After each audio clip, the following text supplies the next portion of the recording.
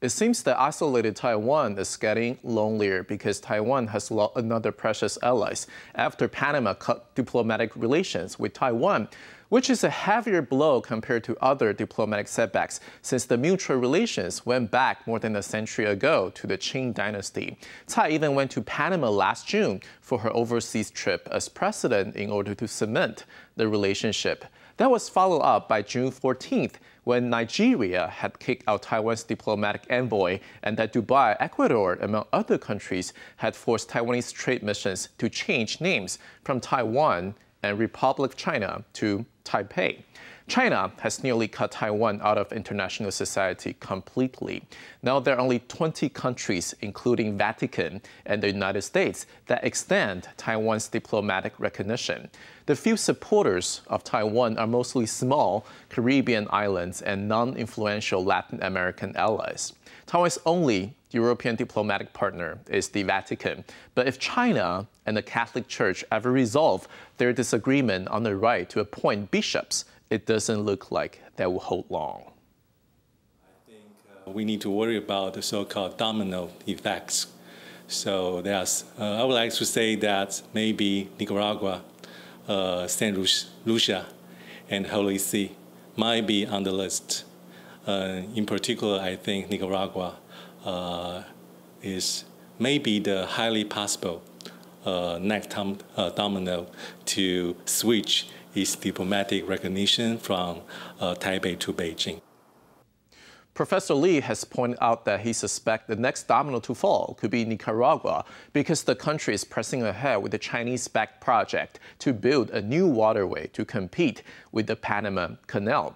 Panama was the most important Taiwanese ally in Central America on account of the Panama Canal, which contributed to its geopolitical and economic power in the region. China is the second biggest user of the Panama Canal. Since 1999, Chinese investment in the Central America has been growing as Chinese companies are developing the purchase ports in Panama and the land around the Panama Canal.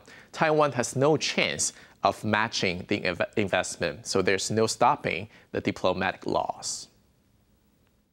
There is a geostrategic concern is that Panama Canal. Panama Canal is probably the most important waterway connecting the Pacific and the Atlantic. Taiwan is one of the largest users of the Panama Canal. But with or without diplomatic relationship, we will continue to use the Panama Canal. After Panama's breakup with Taiwan, support for Taiwan's policy changes on the island is also rising. According to a survey conducted by Trend Survey and Research, 46.3% said China was breaking its promise of peaceful development of cross relations, while 65% said they would support President Tsai if she decided to adapt her promise of maintaining the status quo in relations with China. While if it were impossible to hold on to the status quo, then 54.8% said Taiwan could be independent to become a country. Although it may not be domestically popular for the Taiwanese government to lose diplomatic relations, there's little that Taiwan can do in the short term. Taiwan's assistance or cooperation program usually focus on these aspects, especially on logistics, energy, banking, construction, and technology. But a return to checkbook diplomacy or dollar diplomacy is at best a short-term response limited to a handful of poor countries and discourages deeper, substantive relations.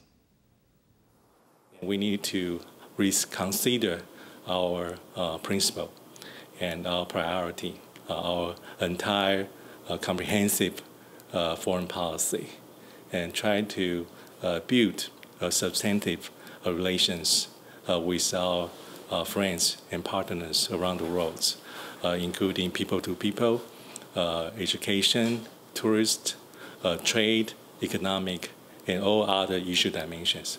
I think it's the number one priority for us.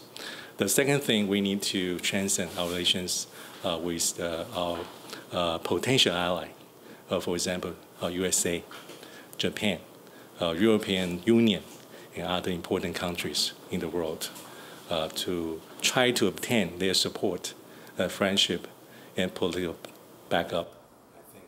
Indeed, rather than seek out diplomatic gain after losing Panama, Taiwan should emphasize strengthening unofficial relations with the U.S., the European Union, and Japan, as these countries are crucial not only for their continued security, but for economic growth. Similarly, enhancing economic opportunities with India, with the country concerned about a rising China, may provide greater benefits to both sides even if formalized relations never occurred.